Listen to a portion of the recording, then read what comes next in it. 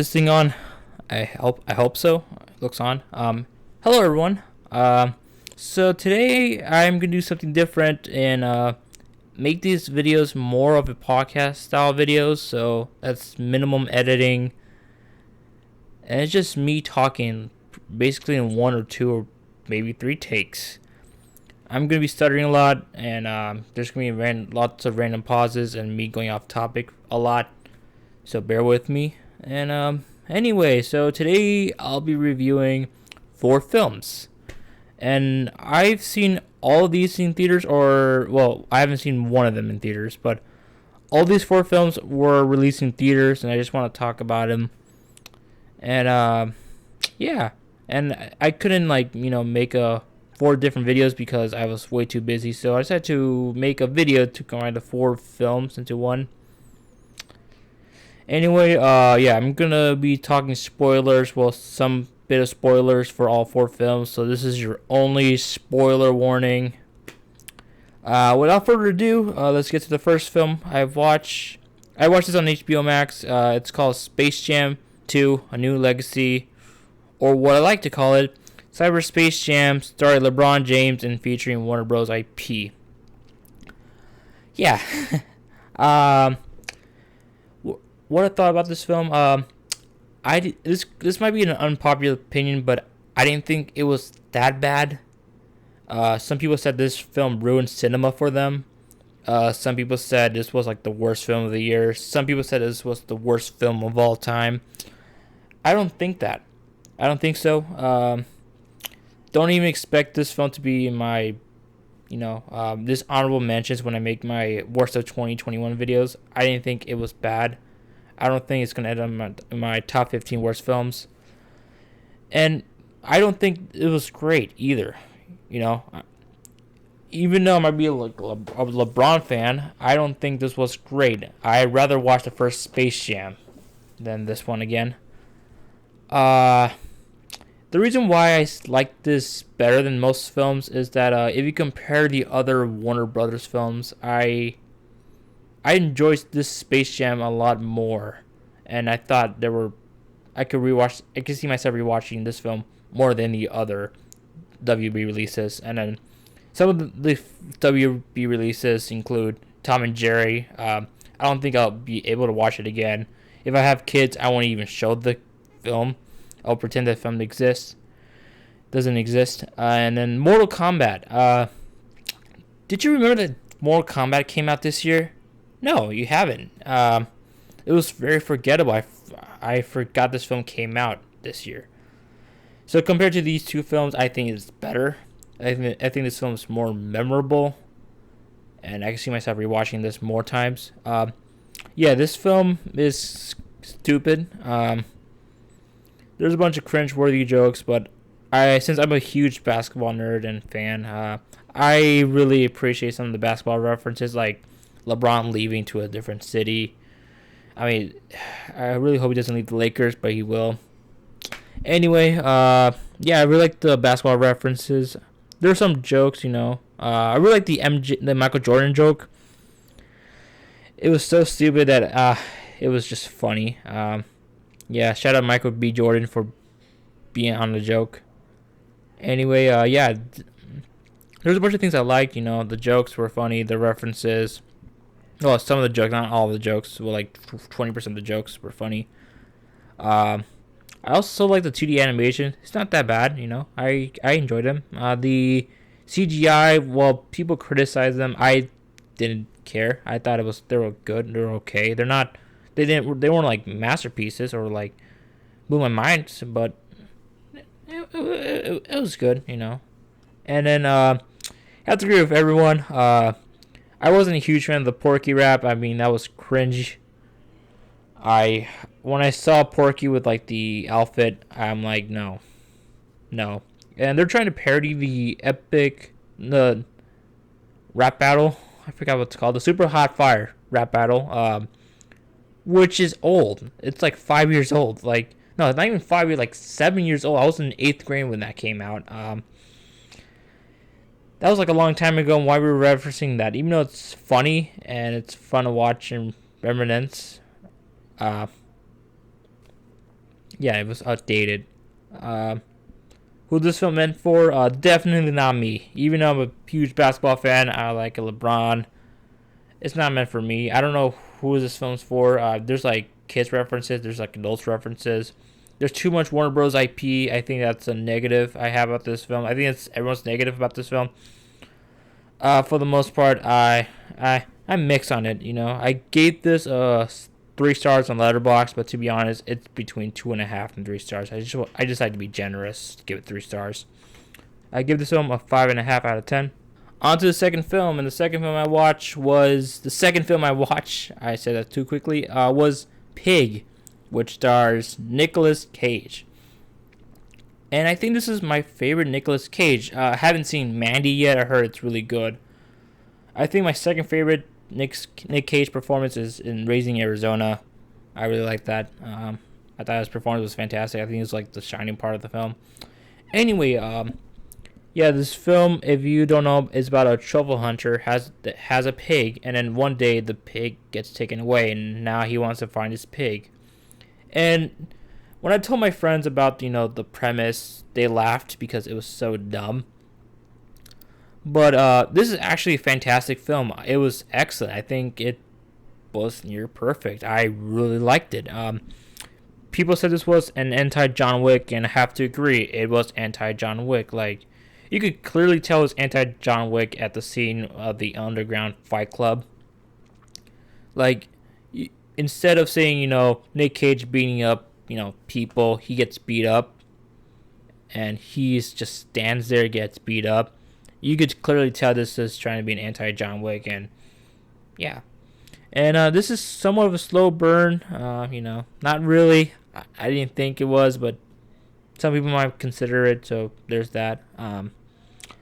This film made me hungry. Like, I knew this film was gonna be about food, like somewhat related to food, but did not realize the entire film, will be about food. Was about food, and it just made me hungry. I was craving, food after. Even though I had like a huge bag of popcorn, I was craving more food.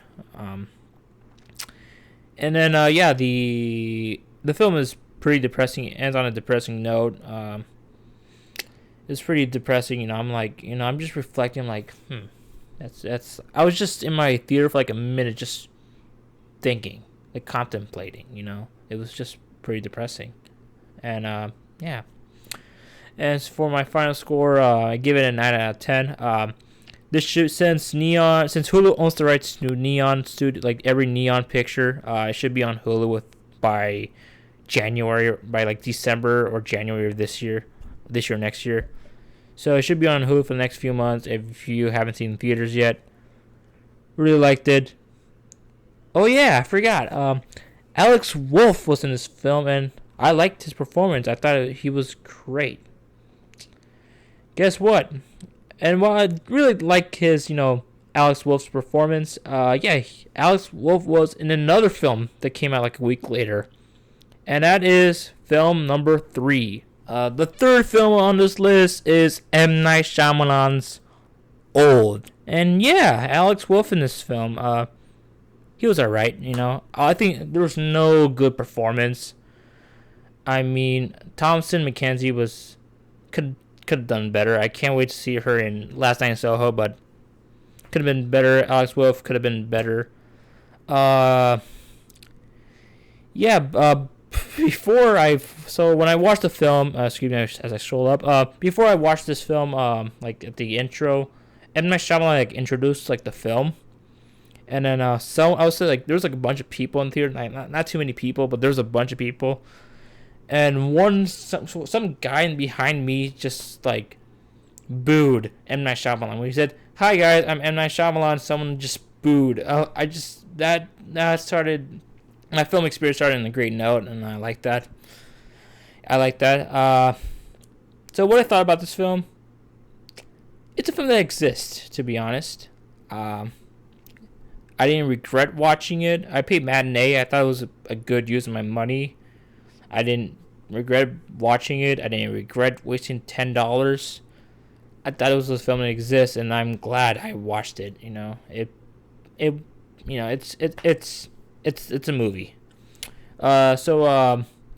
The directing, M. Night Shyamalan's directing, I think visual wise was fantastic. You know, they had these quirky shots that I really like. You know, some people might not like it, but personally, I did like it, and you know, the cinematography was great. I was surprised how great it was, and I really liked like the settings. You know, the directing was great.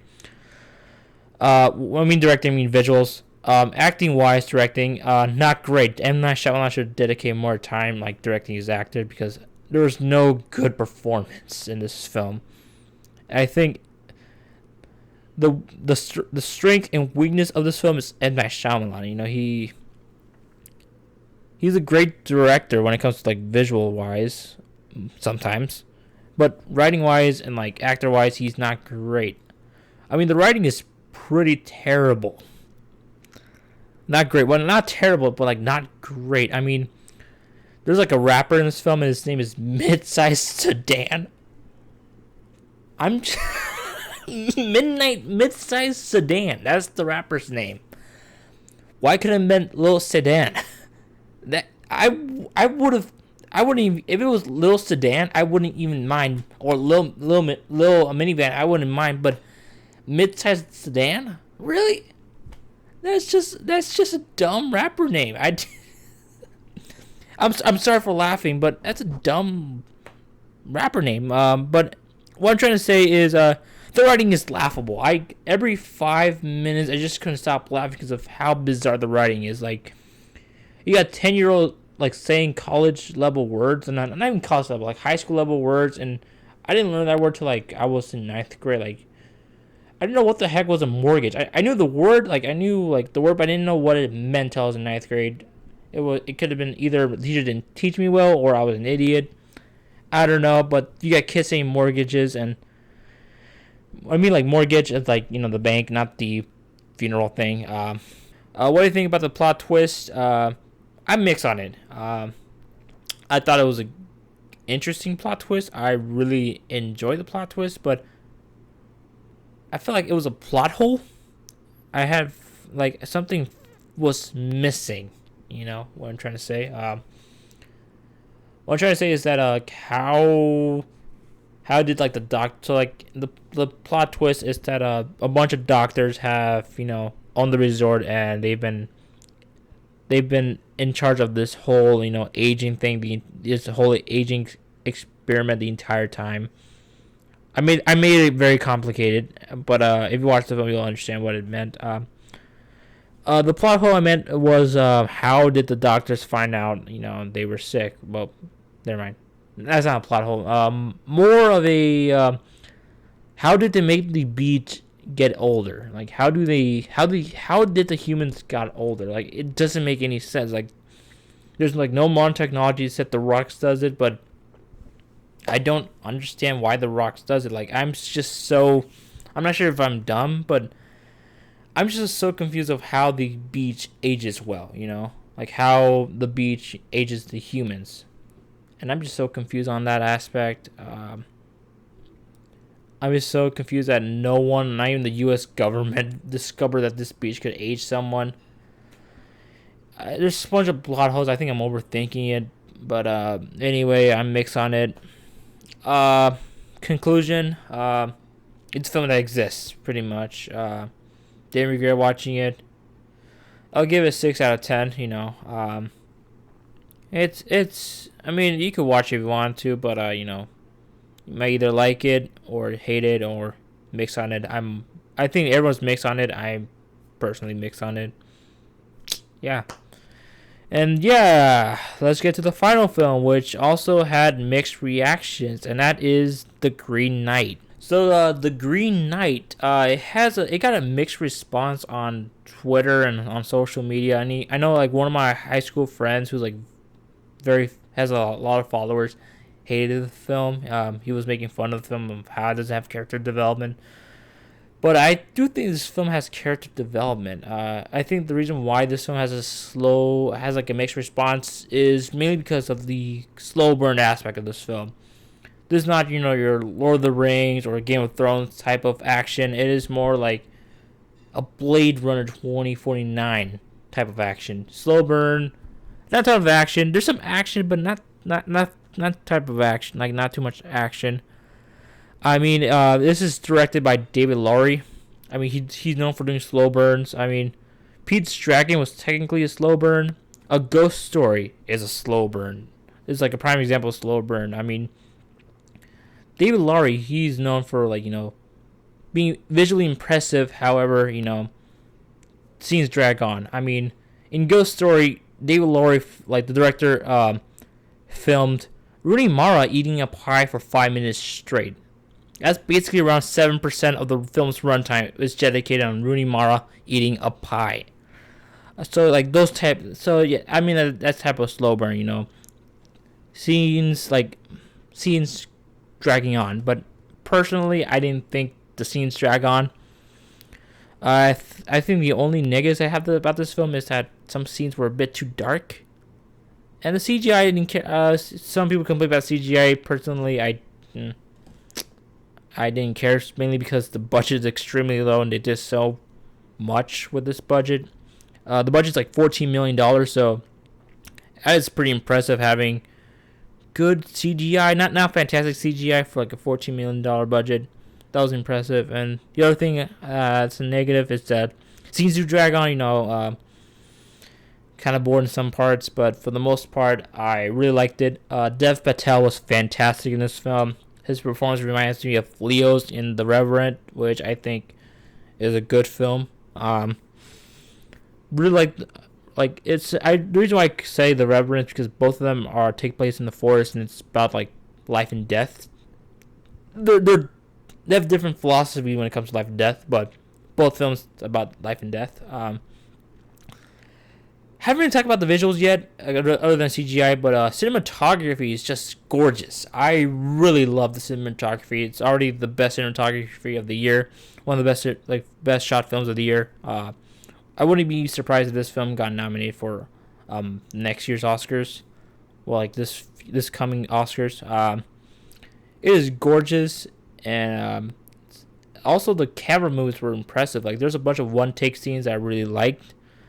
One take scene that stood out for me was the scene where Dev Patel's character Garwin, I think is the character's name, Garwin, gets tied up in the forest, and there's like a 360 pan, and I really like that one shot. And yeah, it's just impressive. It's visually stunning. I wish my local theater had Dolby Atmos version of this film, but I have to wait till it comes on digital or Blu-ray or something like that. And then I'm going to discuss about the philosophy of life and death, and I really thought it was an interesting aspect. So the entire story involves Dev Patel's character Garwin is being afraid of dying. He's dreading death. He doesn't want to die, and does anything try not to die. Even though he's heading towards the Green Knights chapel, he doesn't want to die. So near the end, he gets a scarf. I think it was a scarf. I forgot what's the name of it. So he gets an enchanted scarf that makes him immune to any swords or anything. So he's ready to die. So he's so he could survive. But as he gets to the chapel, he escapes. He doesn't really escape. It's just more of a flash forward scene of his life if he survived, and it was pretty depressing. It shows that his life could be depressing, and at the end of the day, he was still gonna die. So yeah, I really like the aspect about we should not be afraid to die, because at the end of the day, we're all gonna die, and I really like that philosophy. It's a philosophy that I have talked to elders before, like trustful elders, and none of them are afraid to die because they know it's coming for them, and even though it's sad and depressing, you still at the end of the day we are gonna die. So I really like that philosophy about not being scared of death, because our life could either be fulfilled with achievements and happiness, or depression and depressed. So we shouldn't be scared of death, because we need to make the best out of it. And I really like that philosophy. And Yeah, and then it ends with Garwin, winning the game because he's no longer afraid of death. And I really like that ending, even though it is not in the tale, like in the folk tale. It's not folk tale, but in the tale. By the way, it's like 85% accurate. It's like around 85-90% accurate to the tale, which I really like in films. Anyway, I think I talked a bit too long about this film, but I really like this film. One of my best films. One of the best films I've watched this year. It's not for everyone, but since I've watched way too many slow burn films, I really like this film, and I'm giving this film a 9.5 out of 10. Yeah, this is my new favorite Christmas movie, and by the way, this is a Christmas movie, so sue me. Anyway, I think that's the end of the video. Sorry it's a bit too long. Sorry I've been stuttering or been speaking a bit too fast. My first time, doing like a podcast style thing, and I think I'll do this more weekly since I feel more comfortable with this style than like me editing for like 3 hours a day, like cutting out like random stuttering areas. Yeah. Anyway, catch you later. Bye everyone.